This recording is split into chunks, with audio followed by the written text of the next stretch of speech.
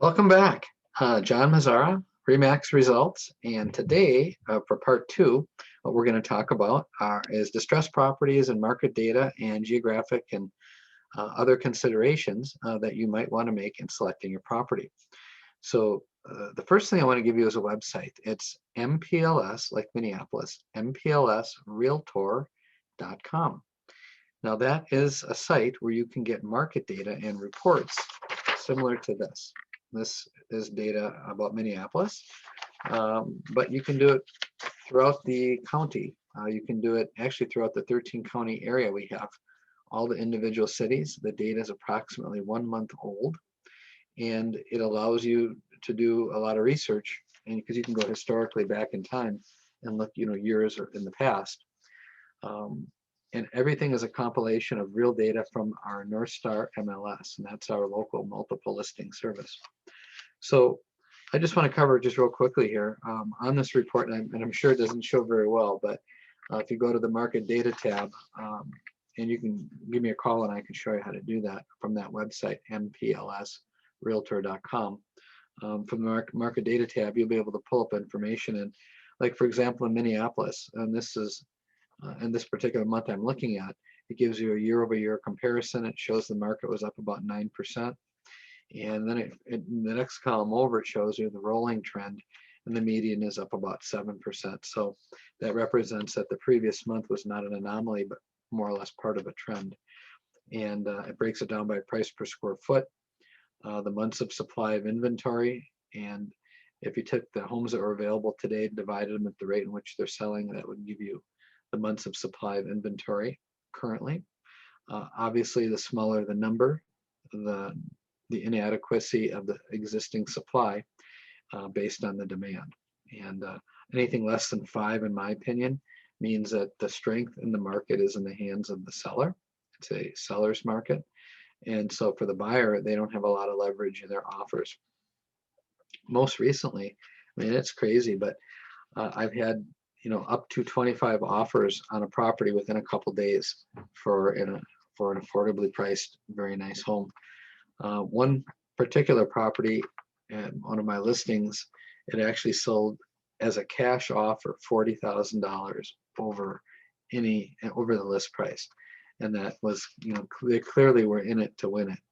Now you don't have to pay cash, at least at this time, on every offer. That does give you an advantage because it eliminates the need for an appraisal or anything that could go wrong with the lender. But you don't need to do that if you come in strong. And it used to be you could go a couple thousand over, 5,000 over, 10,000 over. But in many of the offers today on the really hot properties, you have to start at 15 to 25,000 over list. And then you have other issues that could come up from that, which would be appraisal issues, because the appraisers base their appraisal based on previously sold homes, not necessarily the forward market and the appreciation that's forthcoming. So that can occur, and then we have to decide, if your home appraises for less than when you want to buy, if you have the ability to pay the cash difference, or if the seller will reduce the price, or if there's going to be some cost sharing in that reduction of price. So it brings up a whole host of other things. So it's not always good for a home to appraise too high, because the deal could fall apart or there could be complications from it. So I always like to have that conversation of let's go down these various paths and see what would happen, how we would react. And the other agent, if I'm representing the buyer, may ask me, if it does appraise low, are you still going to buy? And if I say no, then they may work with a different offer that says yes. So at the time that you enter into the market, things could be completely different. The market is fluid. However, the last few years, the market has been very strong, and barring something terrible in the world, the market should continue, I believe, to remain strong. I don't know if it'll be as crazy as it is now, because it's crazy now, but the market will be strong. But on that website, what you're going to be able to pull up, besides the individual reports for the cities, is that you can pull up reports on the county, and you can pull up other reports like the general state of the market. So this is kind of a a micro view, if you will. When you do the city, you could do more of a macro view, meaning the whole Twin Cities or certain counties. And then there's a report in there called foreclosures. And you may have heard that, that there are areas in the country that are being foreclosed on. Well, that really hasn't happened at this current juncture in the Twin Cities market. Uh, there are very, very few distressed properties. And I can show you that on the report on that website where they have all the data right from the MLS. I mean, out of like 7,000 homes, we're talking under 100 distressed properties.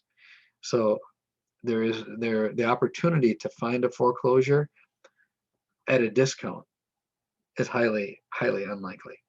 The other thing is that when foreclosures are placed on the market by Fannie and Freddie and by HUD, they typically have a owner occupancy preference, meaning for a certain period of time, they'll only entertain offers from owner occupants. Now, we're talking about, I believe, you being an investor. And so therefore, you wouldn't even have a shot at those very few homes that are even being offered. Now, if you're willing to be an owner occupant and move in for a period of time and live there as your primary residence, then you could look at some of those opportunities as they may present themselves. But I would not plan on buying a foreclosure. I would plan on buying in the open market from a traditional seller. A traditional seller is somebody that, you know, has equity in their home and plans on, you know, selling and walking away with a check, not bringing cash to close, as may have happened in years past through the foreclosure crisis. So if that was the last time that you were in the market during the foreclosure heydays of 08, 9, and 10, even 11, you're going to have to completely rethink it. And again, I'm happy to show you the reports, and the reports are the actual data from the multiple listing service. That website, mplsrealtor.com, is an open site. So the nice thing about it is that you don't need a password. You can go there and play around on it, get all the reports that you want as frequently as you want. So definitely go out and check that out. If you need some guidance on that, let me know and I'll direct you to the right tabs if you can't find what I'm talking about. So what we've determined, at least at the present, is that the market is strong. And earlier in our first episode, we saw that my preference for you would be to buy something relatively inexpensive to start so that the numbers work and that you focus on the condo / townhouse market. Now, then we have to decide where we're going to buy, what city, what area, what part of town. What I like to do is I like to manage my property. And I think as a small investor, so that you don't give up all the cash flow associated with it, you should manage your property. And what that really means is finding a good tenant. And then when they leave, you know, going over there and coordinating either the painting or touch up yourself, or coordinating, you know, some people to do that. Typically, the coordination of things would be maybe a carpet clean, a rekey of the lock, and, you know, some painting and some general cleaning. So there isn't going to be a whole lot of time commitment generally, unless things are breaking or you choose to go over and make a lot of personal visits. But if the property is too far away from you, you won't go at all, or you won't want to go. So I like to limit my properties within a half hour of where I live. I think you'll find that landlording will be much more fun if you only have to drive a half hour. If you have to drive an hour there and an hour back, and you had to do that a few different times in order to rent it because your first tenant didn't like it, or you didn't want to rent to them, or whatever the situation was, it's going to be a pain in the butt. So you don't want to have it too far away, which means you definitely don't want to buy out of state. Meaning you don't need to go to Florida, you don't need to go to Arizona. If you're in the Twin Cities, you don't need to go to Mankato, you don't need to go to Rochester. Nothing wrong with any of those areas. However, they are too far away for you probably to drive there and manage them effectively. Whereas if it's in the Twin Cities, a half hour from your home, you can get there and you can manage it. You don't need to hire somebody else to do that for you. So geographically, I would stick within a 30-minute drive, you know, give or take 5 minutes either way, but up to 30 minutes from your home so that you can effectively manage your property. Second thing is you've heard, I'm sure ad nauseum, the old adage, location, location, location. What location, location, location means to me is crime in schools. So as a tenant, you typically, as a tenant, want to live where you feel safe. And if you happen to have children that are utilizing the school system, all things being equal, you want to put your child in the best school system. So if you happen to own a rental property that meets those two criteria, best schools, lowest crime, your property is going to be in more demand. So you have to look at the type of property. And if you think that's who you're going to attract, then you want to, that is definitely going to be important. So like if you had a 2-bedroom or a 3-bedroom house, that's more conducive to more people, maybe than a 1-bedroom. And not that somebody with children can't live in a 1-bedroom, but it's maybe going to be more crowded and probably less desirable for them. But that's not something that you can actually choose as a choice. So I should just mention that unless the city has a prohibition on number of people in a unit, and when they do it typically is unrelated people, meaning you can't turn it into a dorm or student housing. That's why they limit that. Or a boarding house, they don't want that. A lot of cities without a special license. But because you say that that 1-bedroom unit can't accommodate 3 people, unless there's a prohibition against it by the city, you might be engaging in something illegal, meaning discrimination. So that's not for you to decide if somebody with, let's say, 3 people in their household could live in a 1-bedroom property. That's for them to decide. And that's the way it is. So anyway, I'm just giving you the heads up on that. Be very careful that you don't, impute your opinions on other people that may be detrimental to your landlording career. So anyway, but as a general rule, a smaller unit will typically attract less people because they do want their own space. So a bigger unit probably with somebody more people, and if they are a young family, they may have children in the school system, and then you want to buy properties like that where the school is the best. Now, how do you determine that? Well, you could check with each of the cities that you're interested in and see what kind of information they have on their school rankings. So you could look at suburb A and city A and ask for some of that data. There's a website called greatschools.org that will give you some information on rankings. And what I would say is you would want to buy in the strongest school system that you could so that it has the most amount of attraction by somebody that would utilize that school system. Same with crime. You can go onto various websites and do various searches. Minneapolis actually is wonderful on the data that they provide on shots being fired as well as crime in the different areas within Minneapolis. Not all cities are as complete in their providing of information. So you may have to call the police chief. You may need to do some other investigation on the internet. I think Zillow had some crime link. I don't know if they still do, but there's a number of places you could go online and do some research and find crime statistics. Again, same thing. If a tenant doesn't feel safe, they're not going to stay. So at the end of their lease or prior to, they'll break their lease. If they don't feel safe, they'll say it's not worth it and they'll leave. So what you want to do is the killer of your cash flow is turnover. So if you have a tenant in there for a month or for, let's say, 12 months, and then they leave, now it's vacant for a month while you get it ready and then refilled. So you might lose a month or even 2 in rent. And if the property is cash flowing a couple $100 a month, if it turns over every year, you've effectively earned no cash flow. So that would not be good. So what you want to do is find a property where tenants feel safe so that they do stay. Now they may have other life events, job transfers or other things happening in the world that they want to move from, but at least it won't be for the crime. So, make safety one of your priorities in selecting properties. Some properties might be priced at the lesser end of things because there are more issues nearby that property or within that project itself, within that condo townhouse project.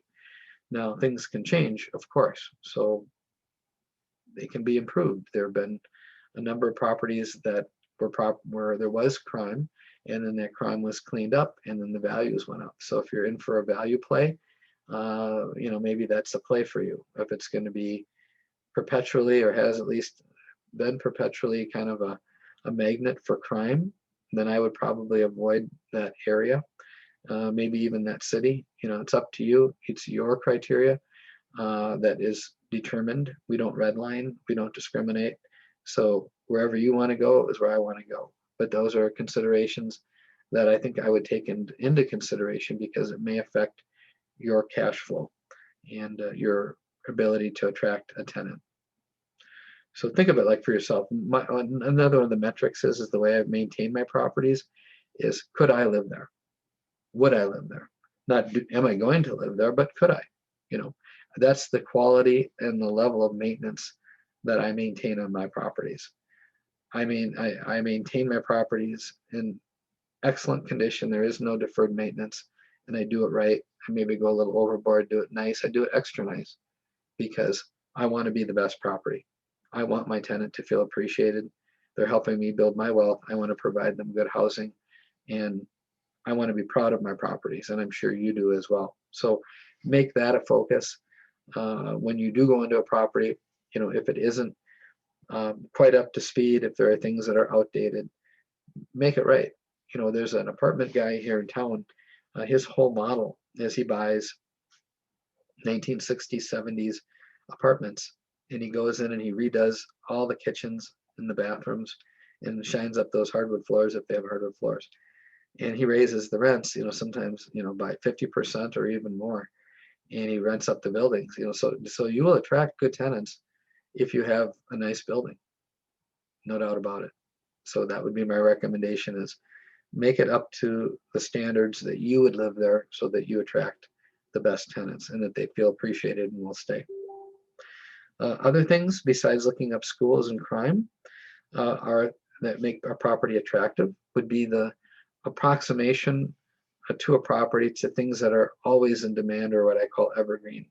So for example, parks, shopping, freeways, not on the freeway, but freeway access. So if the property is accessible, it's in a good location, there's everything relatively close by, it's gonna be more attractive than a property that isn't. Same with in a project itself. So let's say you're looking at a condo townhouse project, and there's 2 units in there. One's an interior unit and one's an exterior unit. So the exterior unit doesn't have one, or it has one less common wall because it faces the world. That means it has probably extra windows.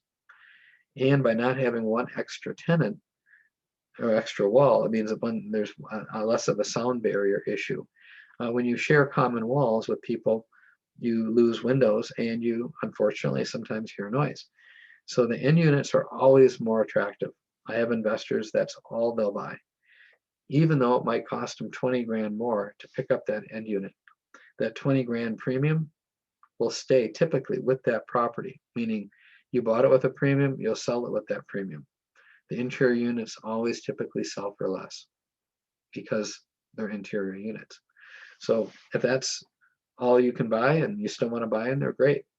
But I would say if you had to choose and you had the ability financially, pick the end unit. Also, if you have a couple of end units to choose from, pick the one that's on the pond, or pick the one that's on the, that provides more privacy, even if it costs you a little bit more.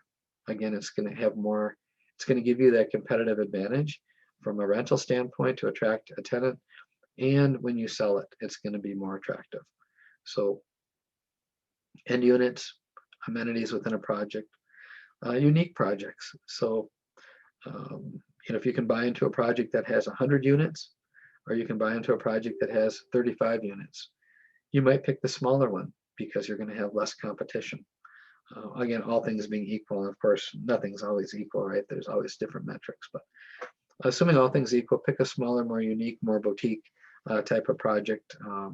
Like I used to own one in Hopkins, Marketplace Lofts. It was a very nice little boutique 48 unit condominium project. Always rented it, bought it, held it for, geez, let's see, I bought it in '04, sold it in 19, sold about 15 years. It was a great property, always had it rented, always had great tenants.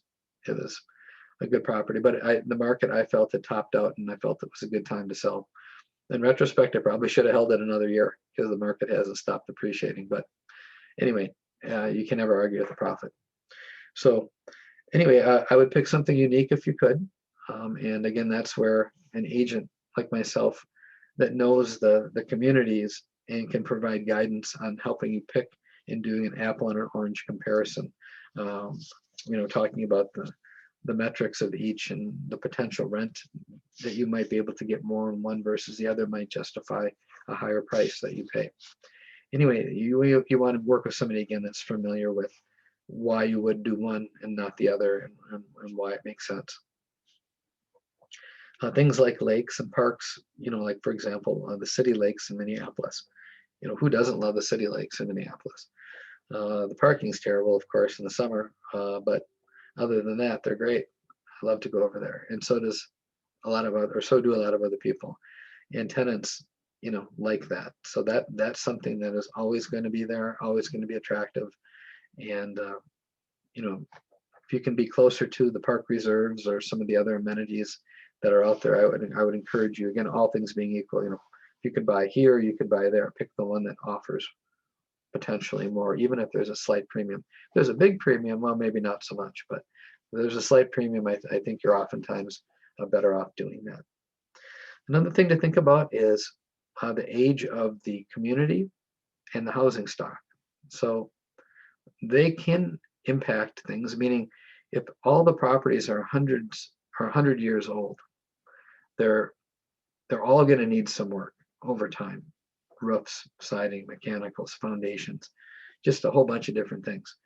And unless the community is financially strong enough, you may see that falling into disrepair. And so if a area starts to fall into disrepair, unless it's stopped, it can continue downward.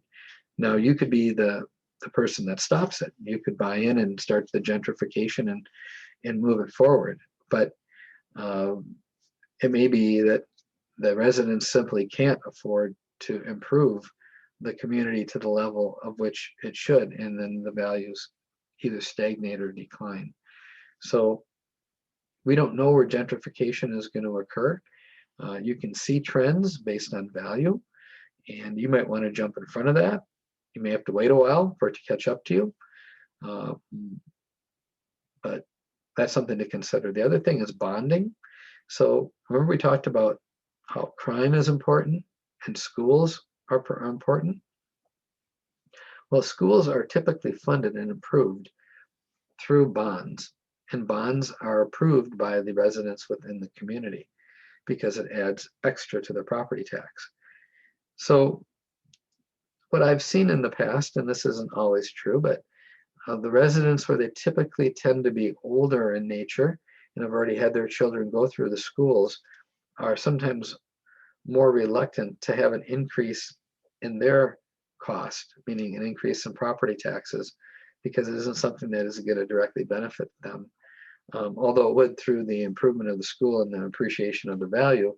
If they're on a fixed income, maybe on Social Security or pensions or both, they aren't able to absorb that cost and therefore vote no on bonding. So if you wanted to dig into the school thing a little deeper, you could have a conversation with the city manager about the schools, the possibility of a bond, the possibility of a bond being passed. And if it's even necessary, it could be that the schools were improved 5 years ago and they're up to speed. Or it could be that the schools haven't been improved for 20 years and they keep voting down the bond, which means that the schools are being potentially held back, and parents with choices might select a different community where the schools are being invested in at a greater degree.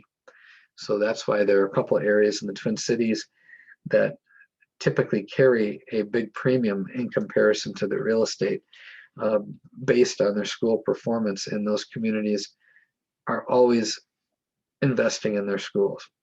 So I'm a big proponent of our future and our future children getting educated. So I would always vote yes on a bond, because I think the outcome for everybody is going to be better. So that's just my own personal opinion. You may have a different opinion. I respect that, but I think we do need to make investments in schools for everybody's future, so the kids, all kids, can get what they need and have the opportunities that are open to them. So that's where I'm at today. When you're doing your selection, do it close to home. Do it where crime in schools are good, and do it where people are investing. Other people are investing too. You don't necessarily want to be a pioneer into an area. I don't know if you've heard the old cliche that the pioneer is the guy that takes the arrows in the back. You want to be the settler, the guy that comes in after the pioneer. So sometimes you may want to chase the trend after the trend has proven itself. Now you may pay a little bit more, but you're then part of the trend, versus being a settler out there in the wild, fighting wild animals and taking arrows in the back. So anyway, that's just an idea for you. And that's all I got for you today in part 2. Thank you.